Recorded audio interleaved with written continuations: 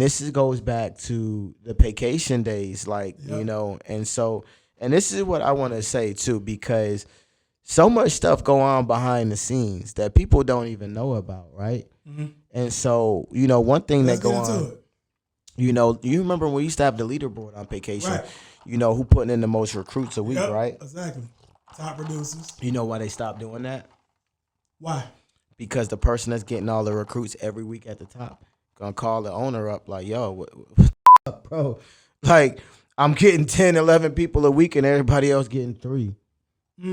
Give me my money. You feel me? I need more money. Okay. So now, what the owner gonna do. This person bringing in sales. Yeah. They got some leverage. Right. So they got to fix it. Yeah. And guess what they do after that? They take the chart down.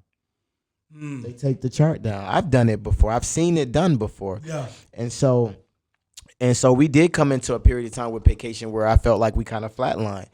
And so that brings me up into the contract situation. This is what I really want to tell people, because people don't know about the contract situations that go on behind the scenes. They never know. Yeah. They never know. People are not telling these stories. There's all these people, MLM talking about all this stuff, but they don't never keep it real, bro. Yeah. They don't never keep it real. That's why I'm an outcast. Yeah. You feel me? That's why I always shine. That's why I'm an outcast. That's why a lot of people don't like me. I'm going to tell some stories.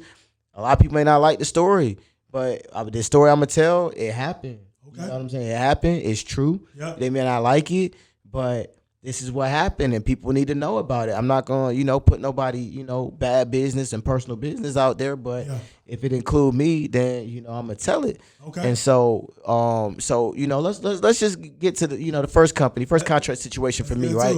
So, I'm making vacation. I'm making, I got a $20,000 a month residual check. Chris Childs come to me, $20,000 a month residual check, and that's not counting my weekly money. Yeah. And so Chris Childs come to me, Chris Childs and Mickey come to me, Chad, wife, they come to me, yo, this wine company, you feel me? I remember. This my first check, my first contract, yo, this wine company, they got the bag, they want to pay you. Yeah. You feel me? So I said, okay. So I said, I'm gonna do it. How much y'all gonna pay me? $10,000 up front.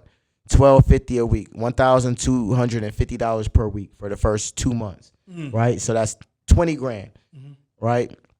So I get in. I put in 30 people in 3 days, and the wine company $300 to start. Yeah. 30 people 3 days. So, and I'm still recruiting people. But long story short, I look at the leaderboard.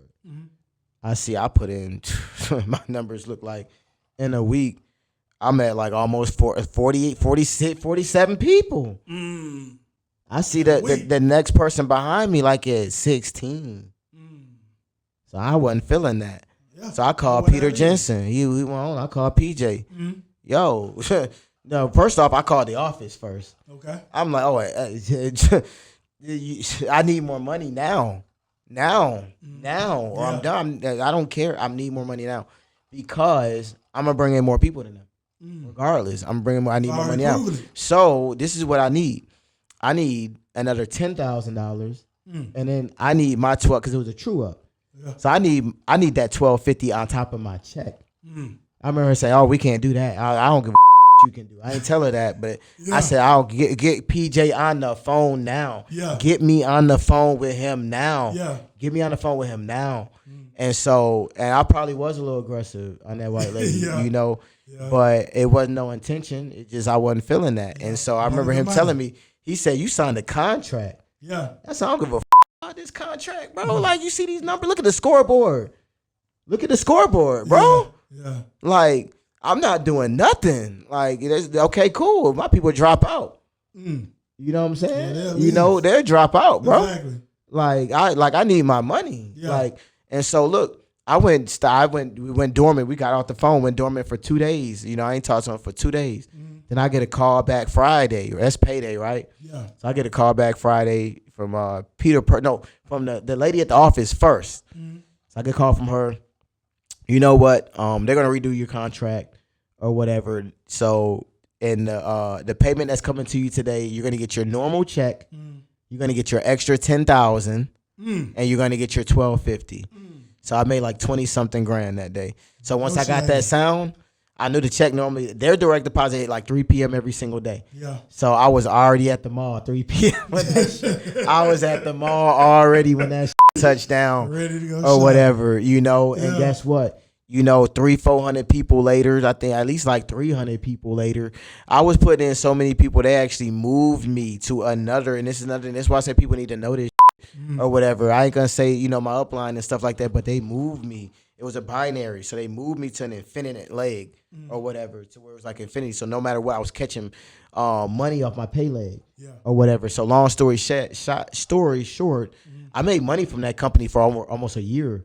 You know, residual money off that company for over a year because they did that. You know, and I had people that still wanted to do it or whatever. And so crazy, another story about that company. So you remember Ambo, right? Yeah. You know, so I ended up getting him a contract up there. So anyway, so it was a company called RE that Peter was a part of that he owed Ambo some cheese from, right? He owed Ambo some cheese. So at this point, they was done doing contracts.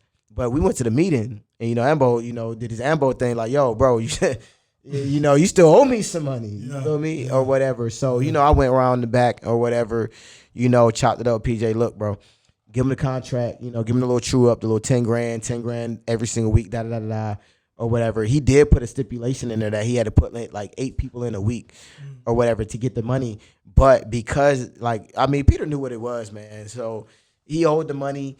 And so long story short, he ended up he got his whole 20 grand. I think he did. You know, I don't want to speak. You know, I think he did. I think he got his whole 20 grand. Yeah. Out of that situation, and he only put in like 6 people. So he didn't put in the 8 people he was supposed to. But he owed him that money though. He shouldn't have to put in nobody or whatever. And so that was one of the situations that if you wasn't there at the time or whatever, you would never got your money. You know, you would never got your money at all or whatever. So so that was my first contract situation. And so after that, and then I smashed that contract too. I smashed that contract.